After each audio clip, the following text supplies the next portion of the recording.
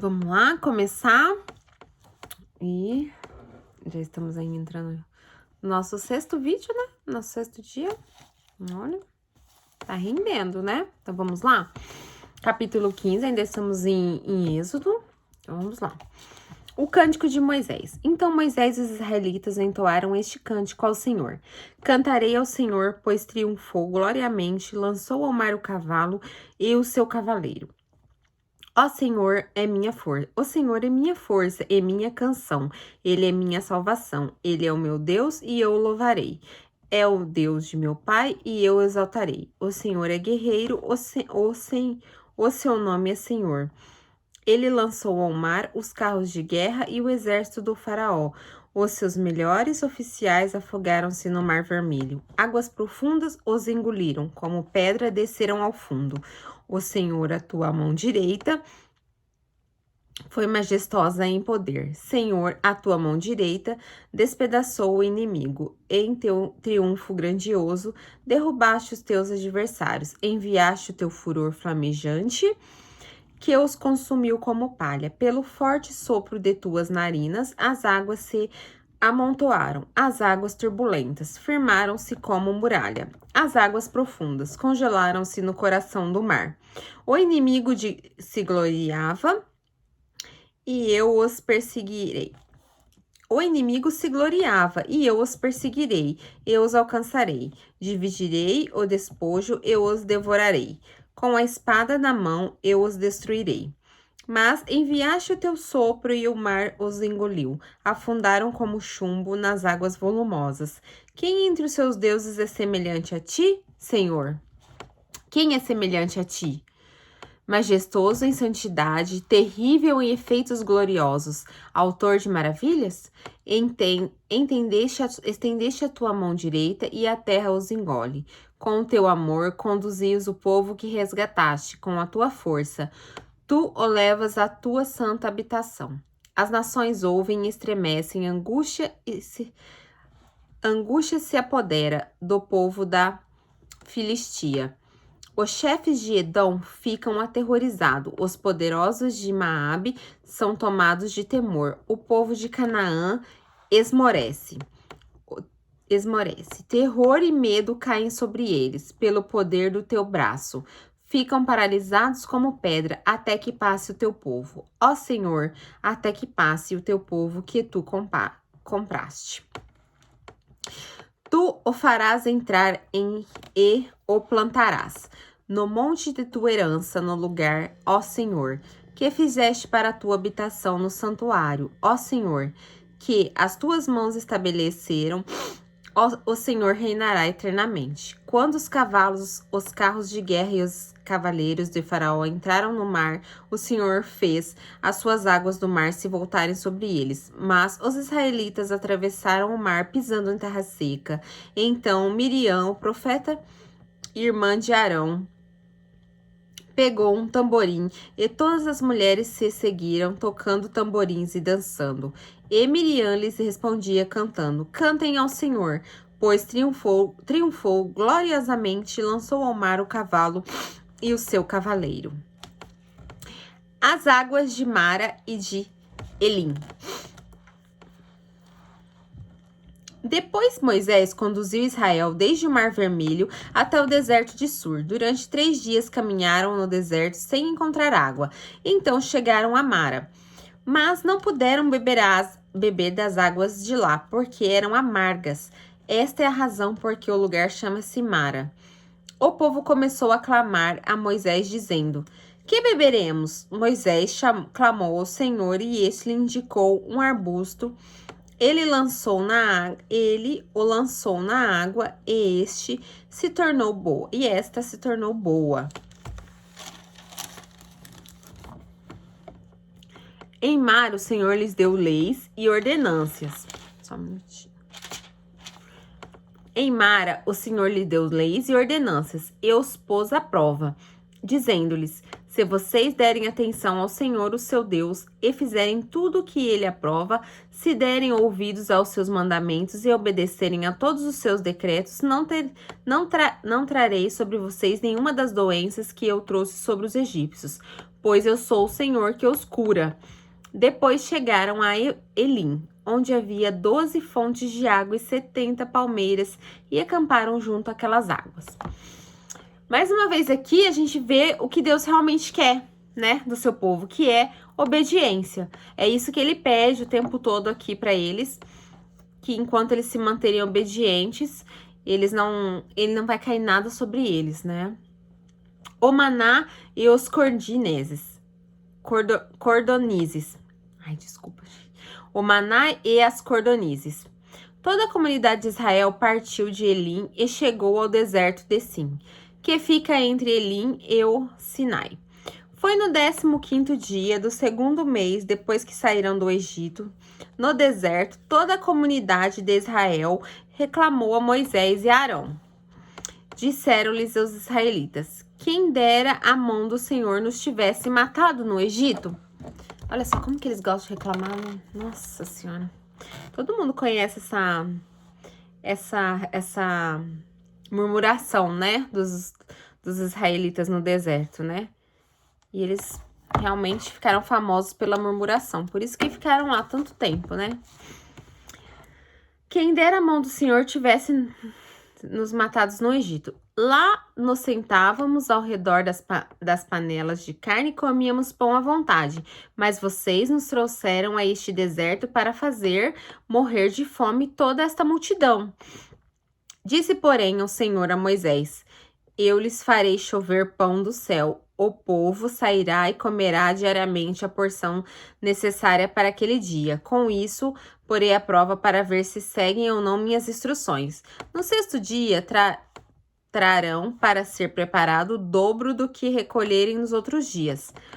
Assim Moisés e Arão disseram todos aos israelitas: ao entardecer, vocês saberão que o Senhor quem os tirou do Egito, e amanhã cedo verão a glória do Senhor, porque o Senhor ouviu a queixa de vocês contra ele. Quem somos nós para que vocês reclamem a nós? Disse ainda Moisés: o Senhor dará a vocês carne para comer ao entardecer e pão à vontade pela manhã, porque ele ouviu suas queixas contra ele. Quem somos nós? Vocês não estão reclamando de nós, mas do Senhor. Disse Moisés a Arão: diga a toda a comunidade de Israel que se apresente ao Senhor, pois ele ouviu suas queixas. Quando Arão falava a toda a comunidade, todos olharam em direção ao deserto e a glória do Senhor apareceu na nuvem. E o Senhor disse a Moisés: ouvi as queixas dos israelitas, responda-lhes que ao pôr do sol vocês comerão carne e ao amanhecer fartarão de pão. Assim saberão que eu sou o Senhor, o seu Deus. No final da tarde, apareceram cordonizes que cobriram o lugar onde estavam acampados. Ao amanhecer, havia uma camada de orvalho ao redor dos acampamentos. Depois que o orvalho secou, flocos finos semelhantes à geada estavam sobre a superfície do deserto. Quando os israelitas viram aquilo, começaram a perguntar uns aos outros: que é isso? Pois não sabiam do que se tratava. Disse-lhes Moisés: este é o pão que o Senhor deu para vocês comer. Assim ordenou o Senhor: cada chefe de família recolha quanto precisar, um jarro para cada pessoa de sua tenda. Os israelitas fizeram com que lhes fora dito, alguns recolheram ou mais, outros menos. Quando mediram com o jarro, quem já tinha recolhido muito não teve demais, e não faltou a quem tinha recolhido pouco. Cada um recolheu quanto precisava. Ninguém deve guardar nada para amanhã seguinte, ordenou-lhe Moisés. Todavia, alguns deles não deram atenção a Moisés e guardaram um pouco até a manhã seguinte, mas aquilo criou bicho e começou a cheirar mal. Por isso, Moisés irou-se contra eles. Sempre tem alguém que desobedece, né? Sempre tem alguém que não dá importância e quer fazer do seu jeito. E aí é isso que acontece. Se está ali, se está pedindo para fazer uma determinada coisa, se Deus está pedindo alguma coisa de você, é necessário que você tenha atenção às coisas de Deus. Não dá para fazer como você quer, porque como você quer nunca vai dar certo. E eles, assim, não davam ouvido para o que Moisés estava dizendo, que eram as ordens do Senhor, e acabavam sofrendo as consequências. Cada manhã todos recolhiam quanto precisava, pois quando o sol esquentava, aquilo se derretia. No sexto dia, recolheram o dobro, 2 jarros para cada pessoa. E os líderes da comunidade foram contar isso a Moisés, que lhes explicou: foi isso que o Senhor ordenou. Amanhã será dia de descanso, sábado consagrado ao Senhor. Assem e cozinhem o que quiserem, guardem o que sobrar até a manhã seguinte. E eles guardaram até a manhã seguinte, como Moisés tinha ordenado. E não cheirou mal, nem criou bicho. Como no hoje, disse Moisés, pois hoje é sábado do Senhor. Hoje vocês não encontrarão no terreno. Durante 6 dias vocês podem recolhê-lo, mas no 7º dia, o sábado, nada acharão. Apenas disso, alguns deles saíram no 7º dia para recolhê-lo, mas não encontraram nada. Então o Senhor disse a Moisés: até quando vocês se recusarão a obedecer os meus mandamentos e as minhas instruções? Né? O Senhor começou a questionar, porque eles davam uma instrução e eles iam lá e faziam outra coisa. Vejam que o Senhor lhe deu ao sábado.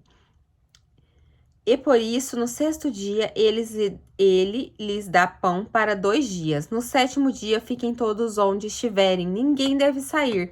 Então o povo descansou no 7º dia. O povo de Israel chamou o maná aquele pão.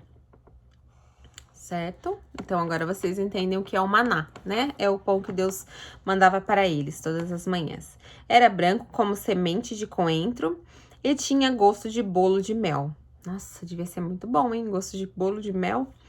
Disse Moisés: o Senhor ordenou a vocês que recolham um jarro de maná e que guarde para as futuras gerações, para que vejam o pão que lhes dei no deserto, quando eu os tirei do Egito. Então Moisés disse a Arão: põe numa vasilha a medida de um jarro de maná e coloque-a diante do Senhor, para que seja conservado para as futuras gerações. Em obediência ao Senhor, tinha ordenado a Moisés e Arão, colocou o maná junto às tábuas da aliança para ali ser guardado.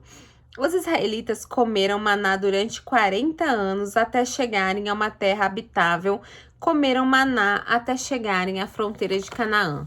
O jarro é a 10ª parte de uma arroba. Aqui só tá explicando o que significa um jarro. A água jorrada da rocha. Toda a comunidade de Israel partiu do deserto, descia andando de um lugar para o outro, conforme a ordem do Senhor. Acamparam em Refidim, mas lá não havia água para beber. Por essa razão, queixaram-se a Moisés e exigiram: dê-nos água para beber. Ele respondeu: por que se queixam a mim? Por que põe o Senhor à prova? Mas o povo está sedento, e clamou a Moisés. Por que você nos tirou do Egito? Foi para nos matar de sede? Mais uma vez, eles murmurando. Os nossos filhos e os nossos rebanhos? Então Moisés clamou ao Senhor: que farei com esse povo? Estão a ponto de me apedrejar. Respondeu o Senhor: passe à frente do povo, leve com você algumas das autoridades de Israel, tenha na mão a vara a qual você feriu o Nilo e vá adiante. Eu estarei à sua espera no alto da rocha, no monte Horebe. Bata na rocha e dela sairá água para o povo beber. Assim fez Moisés à vista das autoridades de Israel. E chamou aquele lugar de Massá e Meribá, porque ali os israelitas clamaram e puseram o Senhor à prova, dizendo: o Senhor está entre nós ou não. Mais uma vez, os israelitas puseram o Senhor à prova. A vitória sobre os amalequitas. Sucedeu que os amalequitas vieram atacar os israelitas em Refidim. Então Moisés disse a Josué: escolha alguns dos nossos homens e lute contra os amalequitas. Amanhã tomarei posição de alto da colina com a vara de Deus em minhas mãos. Josué foi então lutar contra os amalequitas, conforme Moisés tinha ordenado.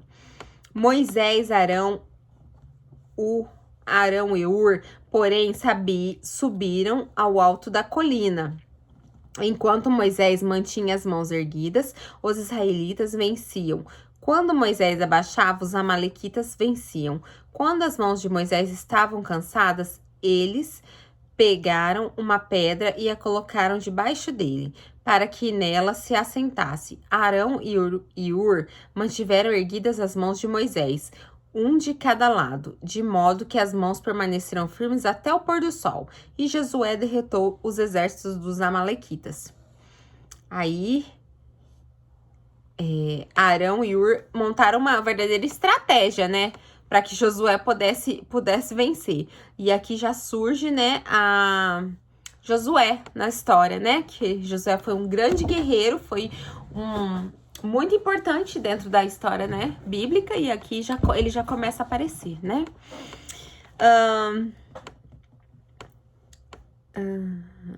Depois o Senhor disse a Moisés: escreva isso num rolo como memorial e declare a Josué que farei que os amalequitas sejam esquecidos para sempre debaixo do céu.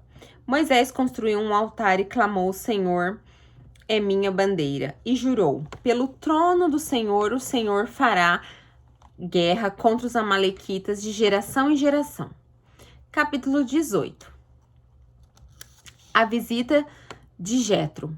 Jetro, sacerdote de Midian e sogro de Moisés, soube de tudo o que Deus tinha feito por Moisés e pelo povo de Israel, como o Senhor havia tirado Israel do Egito.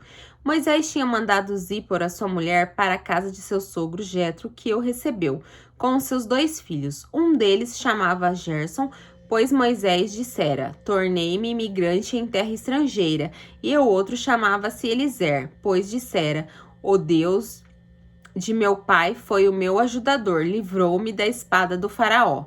Jetro, sogro de Moisés, veio com os filhos e a mulher de Moisés encontrá-lo no deserto, onde estava acampado perto do monte de Deus. E Jetro mandou dizer-lhe: eu, seu sogro Jetro, estou indo encontrá-lo e comigo vão sua mulher e seus 2 filhos. Então Moisés saiu ao encontro do sogro, curvou-se e o beijou. Trocaram saudações, depois entraram na tenda.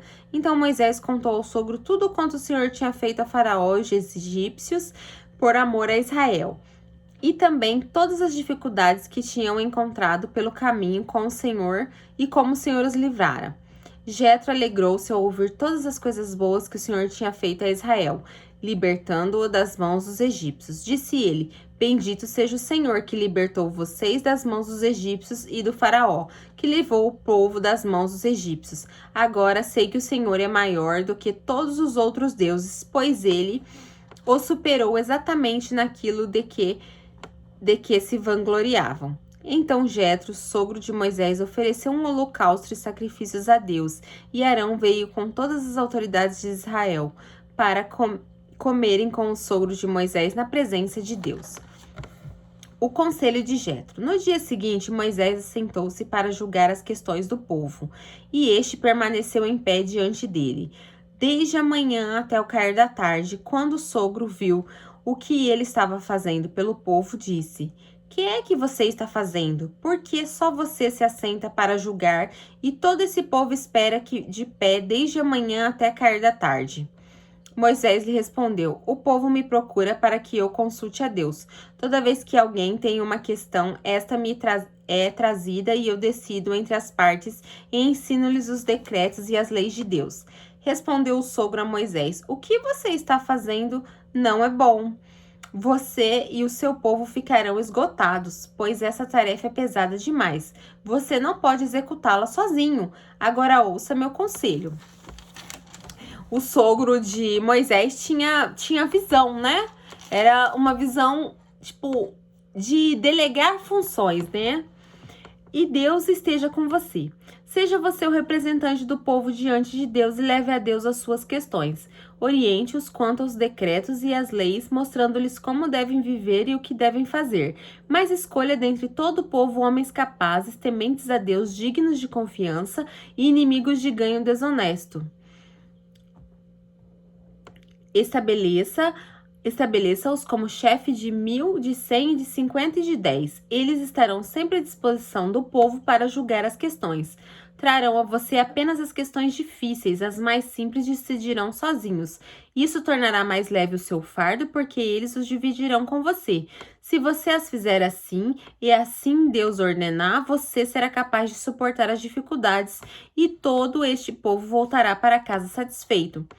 Moisés aceitou o conselho do sogro e fez tudo como ele havia sugerido. Escolheu homens capazes de todo Israel e colocou-os como líderes do povo, chefes de 1000, chefes de 100, de 50 e de 10.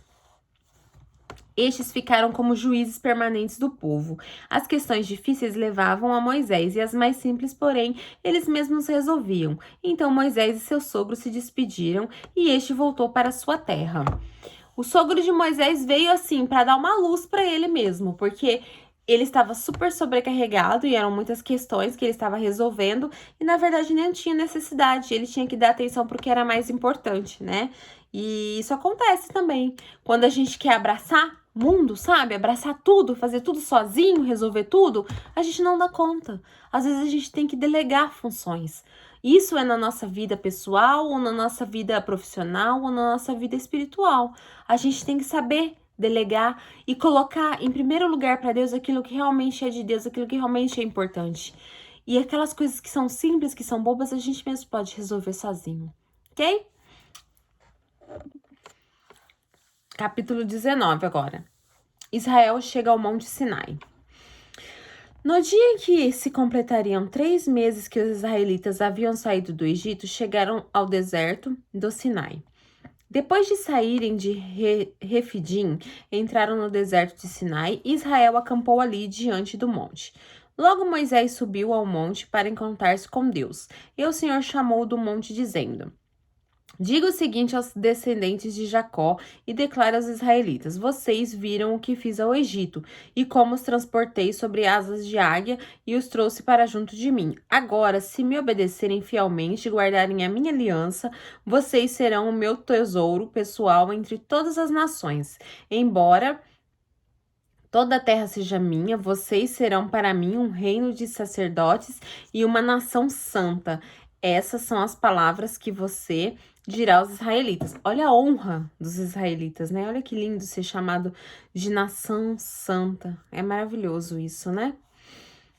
Moisés voltou, colocou as autoridades do povo e eles expôs tudo o que o Senhor havia mandado que falasse. O povo todo respondeu unanimemente: Faremos tudo o que o Senhor ordenou. E Moisés levou ao Senhor a resposta do povo. Disse o Senhor a Moisés: Farei a você uma densa nuvem a fim de que o povo, ouvindo-me falar com você, passe a confiar sempre em você. Então Moisés relatou ao Senhor o que o povo lhe dissera. E o Senhor disse a Moisés: Vá ao povo, eu consagre-o hoje e amanhã. Eles deverão lavar as suas vestes e estar prontos no terceiro dia, porque neste dia o Senhor descerá sobre o monte Sinai à vista de todo o povo. Estabeleça limites em torno do monte e diga ao povo: tenham cuidado de não subir ao monte e de não tocar na sua base. Quem tocar no monte certamente será morto. Será apedrejado ou morto a flechadas. Ninguém deverá tocá-lo com a mão. Seja homem, seja animal, não viverá. Somente quando a corneta soar um toque longo, eles poderão subir o monte. Tendo Moisés descido do monte, consagrou o povo e eles lavaram suas vestes. Esse ato de lavar as vestes, você vê que para Deus nada é de qualquer jeito, né? Nada é feito de qualquer maneira.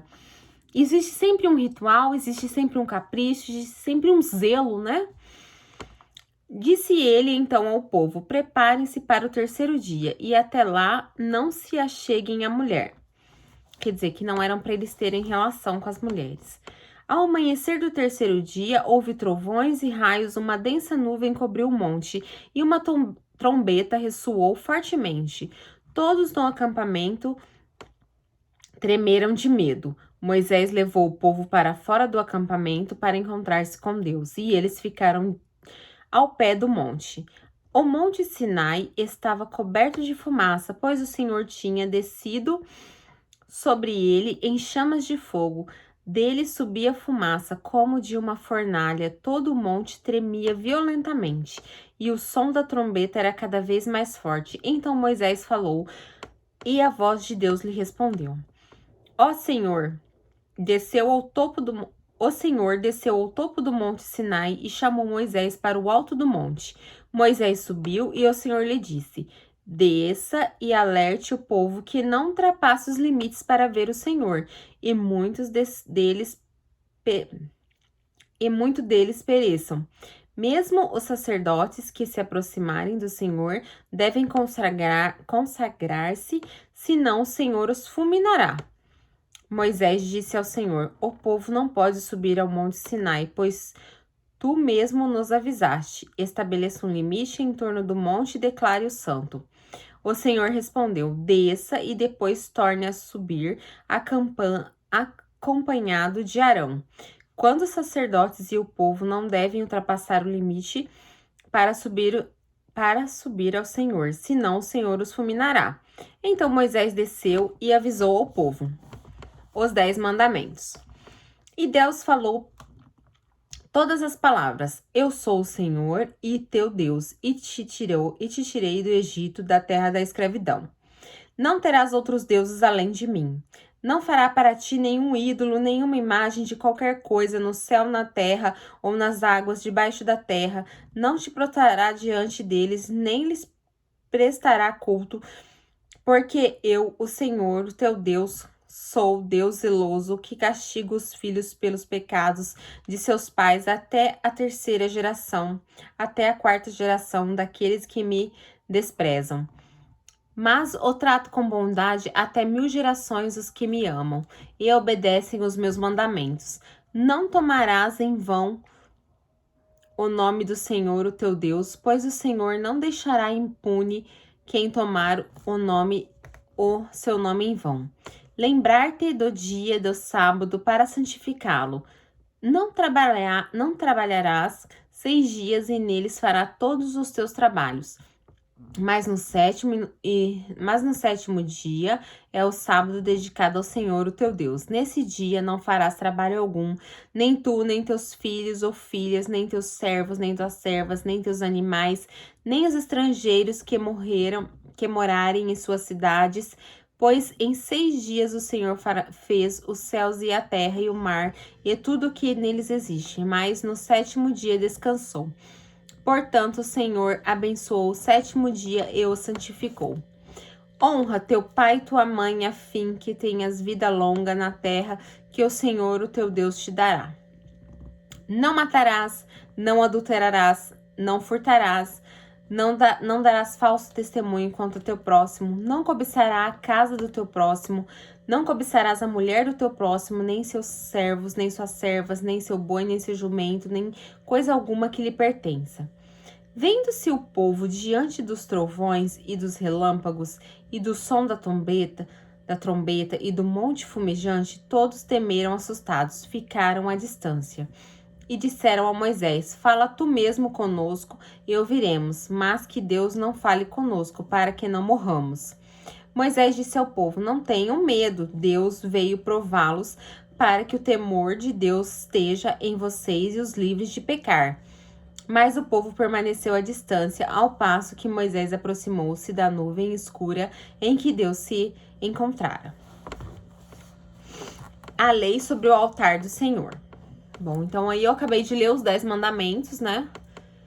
Que basicamente algumas coisas mudaram, principalmente em relação ao sábado, né? Mas a maioria é mantida como é até hoje, né? A lei sobre o altar do Senhor. O Senhor disse a Moisés: diga o seguinte aos israelitas: vocês viram por vocês mesmos que do céu lhes falei. Não façam ídolos de prata nem de ouro para me representarem. Façam-me um altar de terra e nele sacrifiquem-me os seus holocaustos e suas ofertas de comunhão. As suas ovelhas, os seus bois, onde quer que eu faça celebrar o meu nome, virei a vocês e os abençoarei. Se não tiverem um altar de pedras, não o façam com pedras lavradas, porque o uso de ferramentas a profanaria. Não subam por degraus no meu altar, para que nele não esteja exposta a sua nudez. Capítulo 21. Leis acerca dos escravos hebreus. São essas as leis que você proclamará sobre o povo. Se você comprar um escravo hebreu, ele o servirá por 6 anos, mas no 7º ano será liberto, sem precisar pagar nada. Se chegou solteiro, solteiro receberá liberdade, mas se chegou casado, sua mulher irá com ele. Se o seu senhor lhe tiver dado uma mulher, e esta lhe tiver dado filhos e filhas, mulher e filhos pertencerão ao senhor, somente o homem sairá livre. Se, porém, o escravo declarar, eu amo o meu senhor e minha mulher e os meus filhos, e não quiser sair livre, o senhor o levará perante os juízes e terá que levá-lo à porta ou à lateral da porta e furará a sua orelha. Assim ele será escravo por toda a vida. Se um homem vender sua família como escrava, ela não será liberta como os escravos homens. Se ela não agradar ao seu senhor que a escolheu, ele deverá permitir que ela seja resgatada. Não poderá vendê-la a estrangeiros, pois isso seria deslealdade para com ela. Se o seu senhor a escolher para seu filho, dê a ela os direitos de uma filha. Se o seu senhor tomar uma segunda mulher para si, não poderá privar a primeira de alimento, de roupas e dos direitos conjugais. Se não lhe garantir essas 3 coisas, ela poderá ir embora sem precisar pagar nada. Leis acerca da violência e dos acidentes. Quem ferir um homem e o matar terá que ser executado. Todavia, se não fez intencionalmente, mas Deus o permitiu, designarei um lugar para onde poderá fugir. Mas se alguém tiver planejado matar outro, deliberadamente tirei-o até mesmo do meu altar e o mate-o. Quando agredir o próprio pai ou a própria mãe, terá que ser executado. Aquele que sequestrar alguém, vendê-lo ou for apanhado com ele em seu poder, terá que ser executado. Quem amaldiçoar seu pai ou sua mãe, terá que ser executado. Você vê o tanto que pai e mãe é sagrado aqui na Bíblia, né? E hoje a gente não vê os filhos respeitarem tantos pais, né? E sempre foi assim. Foi mantida aqui uma coisa tão forte, né? De executar a pessoa que não respeita os pais aqui ou que faz alguma coisa contra eles. Se 2 homens brigarem, um deles ferir o outro com uma pedra ou com um punho e o outro não morrer, mas cair de cama, aquele que feriu será absolvido se o outro se levantar e caminhar com auxílio de alguma bengala. Todavia, ele terá que indenizar o homem ferido pelo tempo que perdeu e se responsabilizar por sua completa recuperação. Se alguém ferir seu escravo ou escrava com um pedaço de pau, como resultado, o escravo morrer, será punido. Mas se o escravo sobreviver 1 ou 2 dias, não será punido, visto que é sua propriedade. Se homens brigarem e ferirem uma mulher grávida e ela der à luz prematuramente, não havendo, porém, nenhum dano sério, o ofensor pagará a indenização que o marido daquela mulher exigir, conforme a determinação dos juízes. Mas se houver danos graves, a pena será vida por vida, olho por olho, dente por dente, mão por mão, pé por pé, queimadura por queimadura, ferida por ferida, contusão por contusão.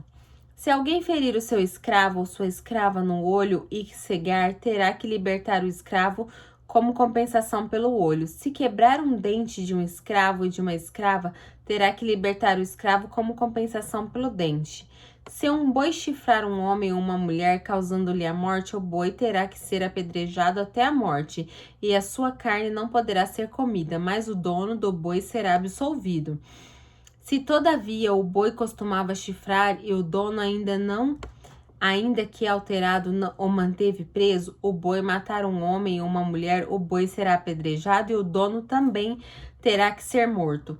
Caso, porém, lhe peçam Um pagamento poderá resgatar a sua vida pagando o que for exigido. Essa sentença também se aplica no caso do boi chifrar um menino ou menina. Se o boi chifrar um escravo ou escravo, o dono do animal terá que pagar 370 gramas de prata ao dono do escravo e o boi será apedrejado. Se alguém abrir ou deixar aberta uma cisterna, não tendo cuidado de tapá-la, e um jumento ou um boi cair nela, o dono da cisterna terá que pagar pelo prejuízo, indenizando o dono do animal, e ficará com o animal morto.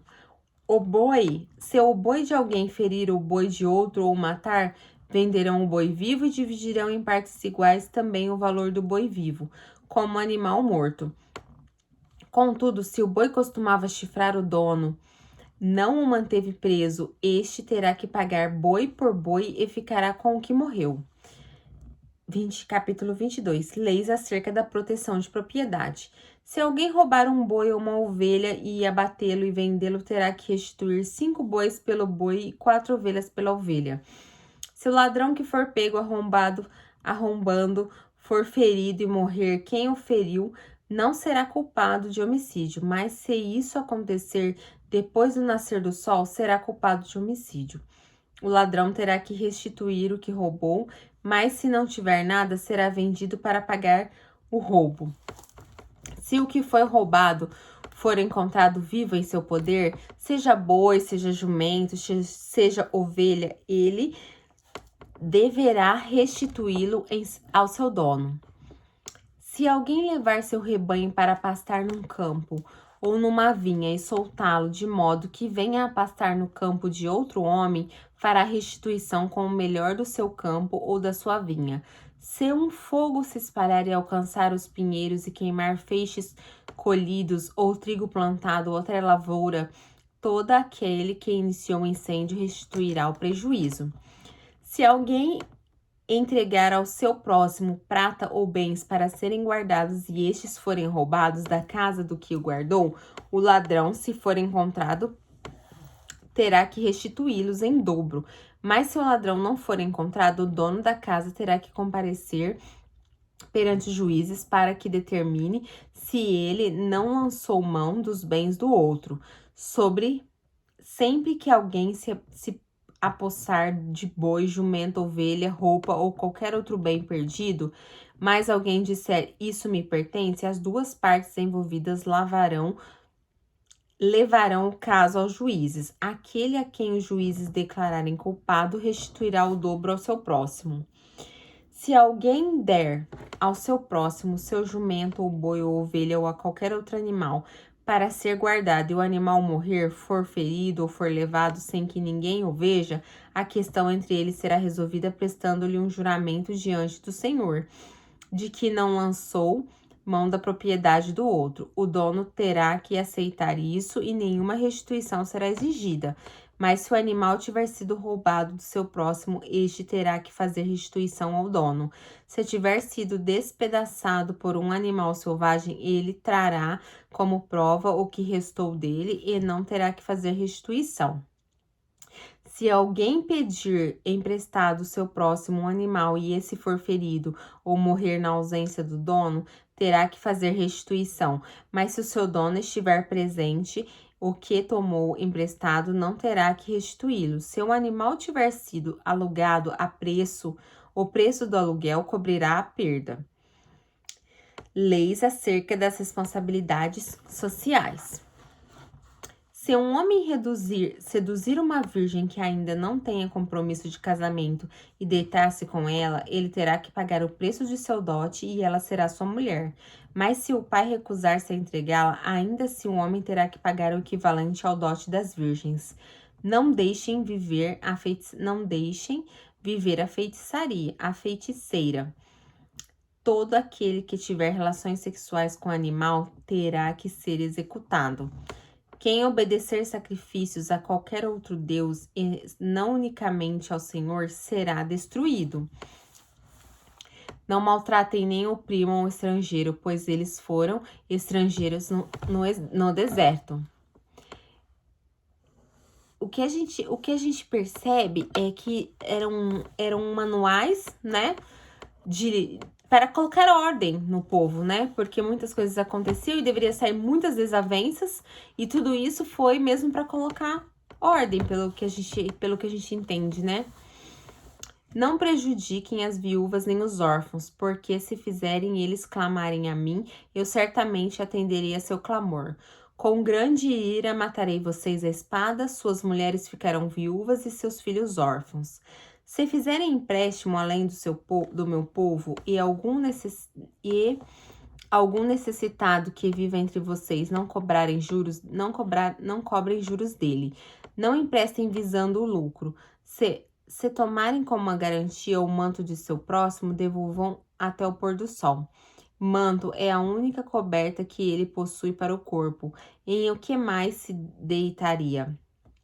Quando ele clamar a mim, eu o ouvirei, pois sou misericordioso. Não blasfemem contra Deus, nem amaldiçoem uma autoridade de seu povo. Não retenham as ofertas de suas colheitas. Consagrem-me o primeiro filho de vocês e a primeira cria das vacas, das ovelhas e das cabras. Durante 7 dias a cria ficará com a mãe, mas o 8º dia entreguem a mim. Vocês serão meu povo santo, não comam a carne de nenhum animal despedaçado por fera no campo, joguem aos cães. 23. Leis acerca do exército e da justiça. Ninguém faça declarações falsas e nem seja cúmplice do ímpio, sendo-lhe testemunha mal intencionada. Não acompanhe a maioria para fazer o mal. Ao testemunhar num processo, não perverta a justiça para apoiar a maioria, nem para fortalecer o pobre num processo. Se você encontrar perdido um boi ou um jumento que pertence ao seu inimigo, leve-o de volta a ele. Se você vir o jumento de alguém que o odeia caído sob o peso de sua carga, não o abandone, procure ajudá-lo. Não perverta o direito dos pobres em seus processos.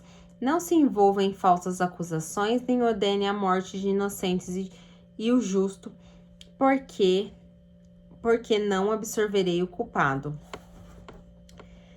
Não aceite suborno, pois o suborno cega até os que têm discernimento e prejudica a causa do justo.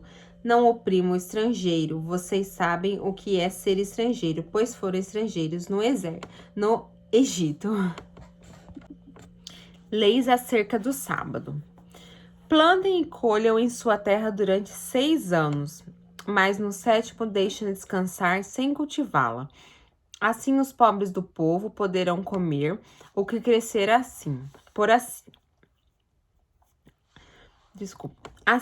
os pobres do povo poderão comer o que crescer por si. E o que restar ficará para os animais do campo. Façam o mesmo com as suas vinhas e com os seus olivais. Em 6 dias façam os seus trabalhos, mas no 7º não trabalhem, para que o seu boi e o seu jumento possam descansar, e o seu cavalo e o seu escravo e o seu estrangeiro renovem as forças. Tenham cuidado de fazer tudo que ordenei a vocês. Não invoquem o nome dos outros deuses, não se ouçam tais nomes em seus lábios. Acerca das grandes festas anuais.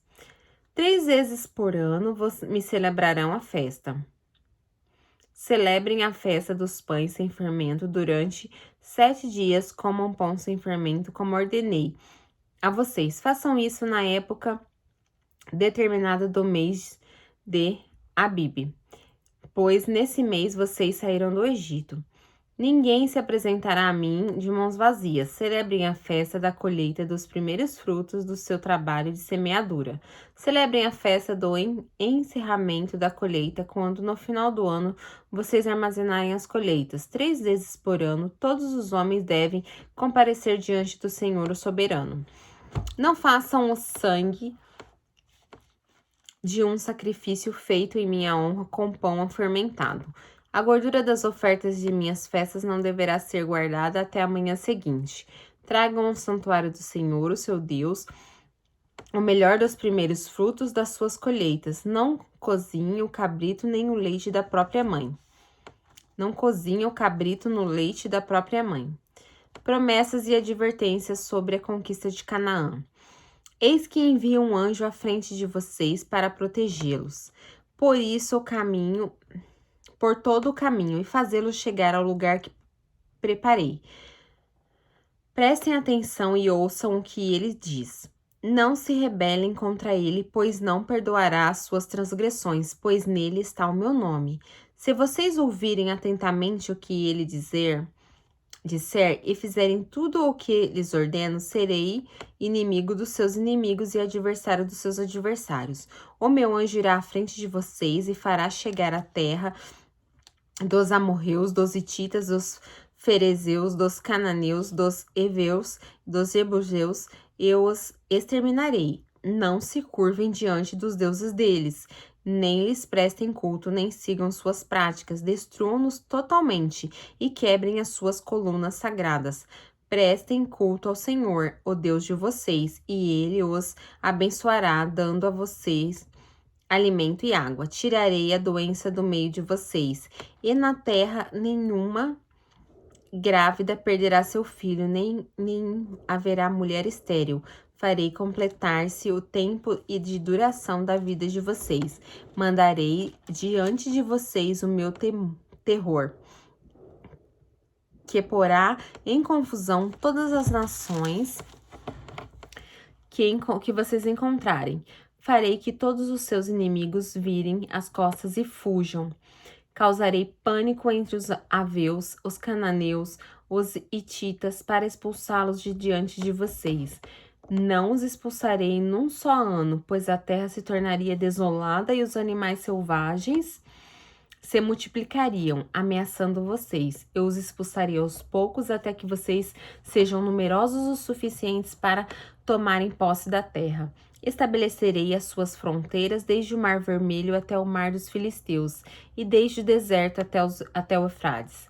Entregarei em suas mãos os povos que vivem na terra, os quais vocês expulsarão de diante de vocês.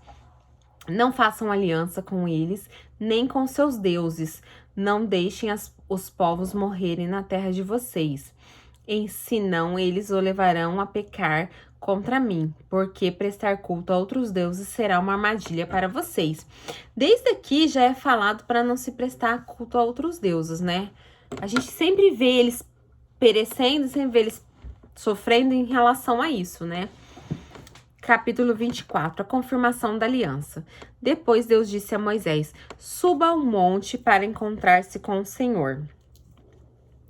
Você e Arão, Nababe e Abiú, e 70 autoridades de Israel adorem à distância. Somente Moisés se aproximará do Senhor, os outros não.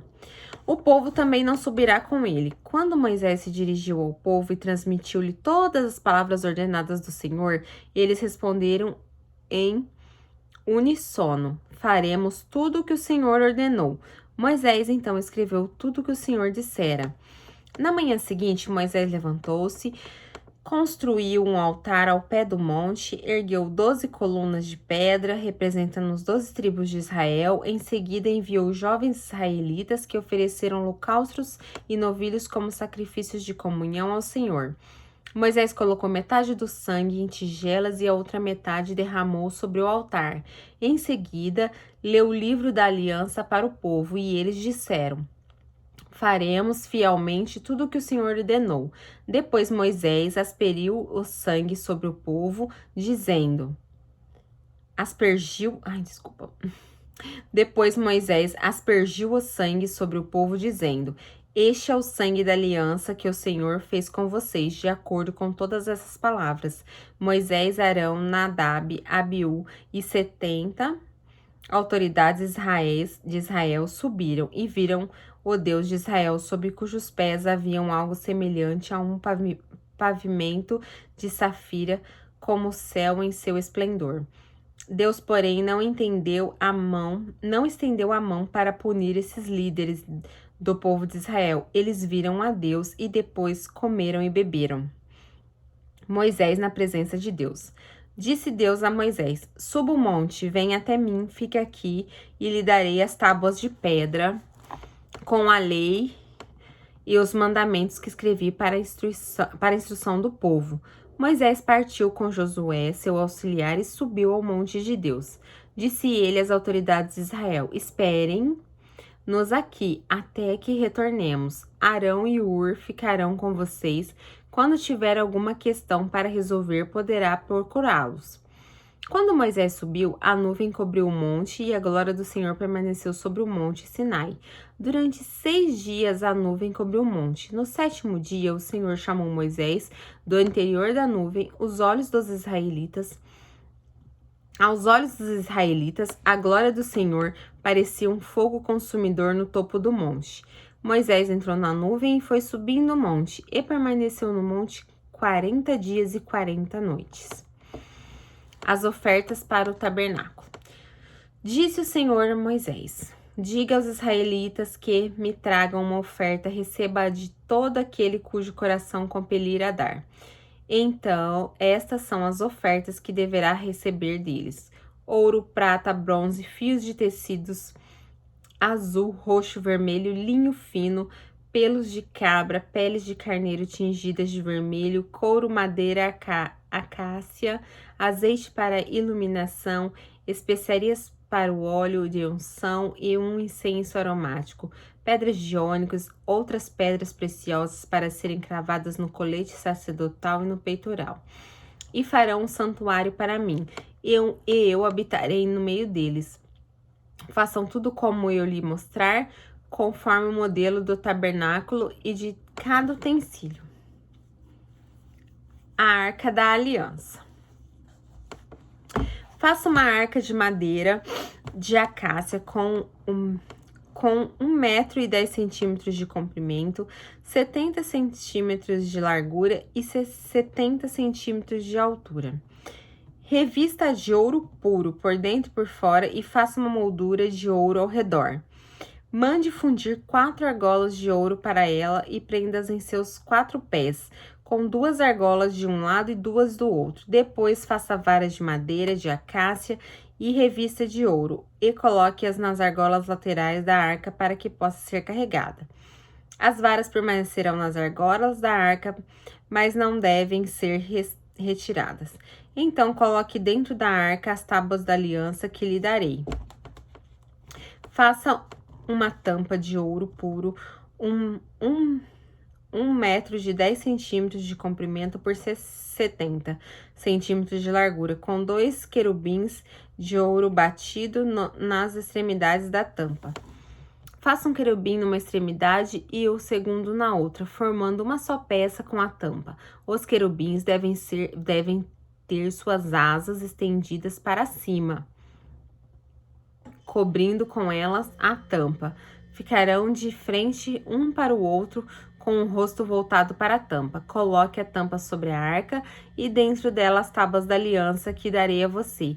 Ali sobre a tampa, no meio dos 2 querubins que se encontram sobre a arca da aliança, eu me encontrarei com você e lhe darei todos os meus mandamentos destinados aos israelitas. A mesa e seus utensílios. Faça uma mesa de madeira acácia com 90 centímetros de comprimento, 45 centímetros de largura e 70 centímetros de altura. Revista de ouro puro e faça uma moldura de ouro ao redor. Faça também ao seu redor uma borda com a largura de 4 dedos de moldura de ouro para essa borda. Faça 4 argolas de ouro para a mesa e prenda nos 4 cantos dela, onde estão seus 4 pés. As argolas devem ser próximas da borda, para que sustentem as varas usadas para carregar a mesa. Faça as varas de madeira de acácia revestidas de ouro, com elas que se carregará a mesa. Faça de ouro puro os seus pratos e os recipientes para incenso e suas tigelas e suas bacias nas quais se derramam a oferta de bebidas. Coloque sobre a mesa os pães da presença para que estejam sempre diante de mim. O candelabro de ouro. Faça um candelabro de ouro puro e batido. O pedestal, a haste, as taças, as flores e os botões do candelabro formarão com ele uma só peça. 6 braços sairão do candelabro, 3 de um lado, 3 do outro. Haverá 3 taças com formato de flor de amêndoa num dos braços, cada uma com um botão de flor, e 3 taças com formato de flor de amêndoa no braço seguinte, cada uma com um botão de flor. Assim será os 6 braços que saem do candelabro. Na haste do candelabro haverá 4 taças com formato de flor de amêndoa, cada uma com um botão de flor. Haverá um botão debaixo de cada par dos 6 braços que saem do candelabro. Os braços com seus botões formarão uma só peça com o candelabro, tudo feito de ouro puro e batido. Faça-lhe também 7 lâmpadas, coloque-as nele para iluminarem a frente dele. Seus cortadores de pavio e seus apagadores serão de ouro puro. Com 35 quilos de ouro puro, faça o candelabro e todos esses utensílios. Tenha cuidado de fazê-los segundo o modelo que lhe foi mostrado no monte.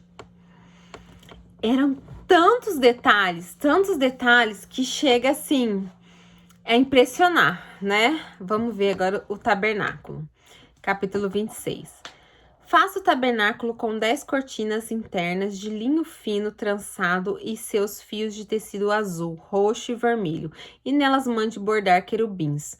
Todas as cortinas internas terão a mesma medida, 12 metros e 60 centímetros de comprimento e 1,80 m de largura. Prenda 5 dessas cortinas internas, uma com a outra, e faça os mesmos com as outras 5. Faça laçadas de tecido azul ao longo da borda da cortina interna, na extremidade do primeiro conjunto de cortinas internas. O mesmo será feito à cortina interna na extremidade do outro conjunto. Faça 50 laçadas numa cortina interna e 50 laçadas na cortina interna que está na extremidade do outro conjunto, de modo que as laçadas estejam opostas umas às outras. Faça também 50 colchetes de ouro com os quais se prenderão as cortinas internas uma na outra, para que o tabernáculo seja um todo. Com um total de 11 cortinas internas e pelos de cabra, faça uma tenda para cobrir o tabernáculo. As 11 cortinas internas terão o mesmo tamanho, 13,5 metros de comprimento e 1,80 m de largura.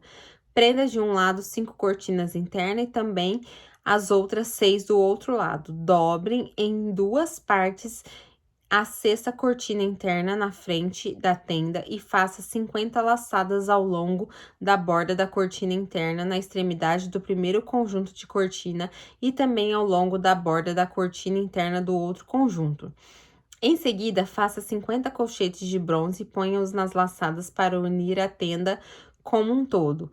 Quanto à sobra no comprimento das cortinas internas da tenda, e meia cortina interna que sobrará será pendurada na parte de trás do tabernáculo. As 10 cortinas internas serão 45 centímetros mais compridas de cada lado, e o que sobrar será pendurado nos 2 lados do tabernáculo para cobri-lo. Faça também para a tenda uma cobertura de pele de carneiro tingida de vermelho e por cima desta uma cobertura de couro.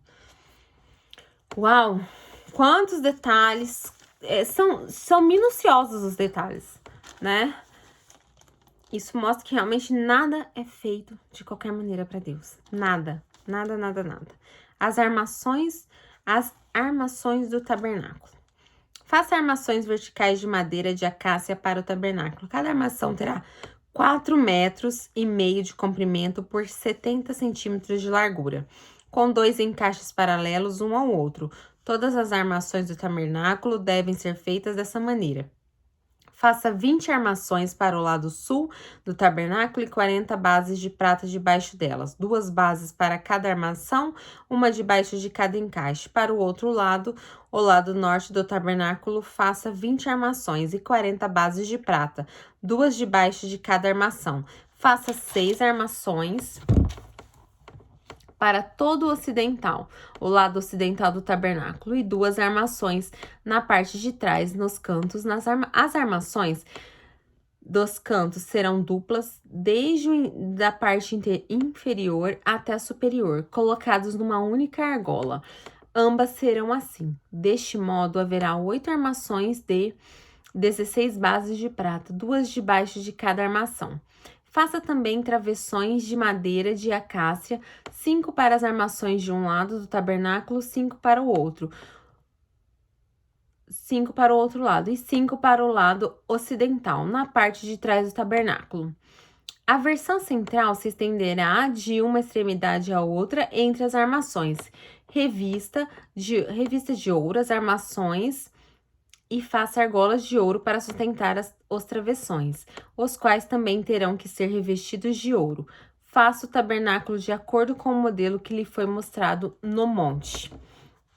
Ok, estamos encerrando aqui as nossas 10 páginas. Agora, amanhã a gente volta para continuar todas as explicações, porque ainda vai vir o véu, o pátio, o óleo, o peitoral, mais um monte de detalhes aqui pra gente aprender e imaginar como que era feito as coisas naquela época para Deus, né?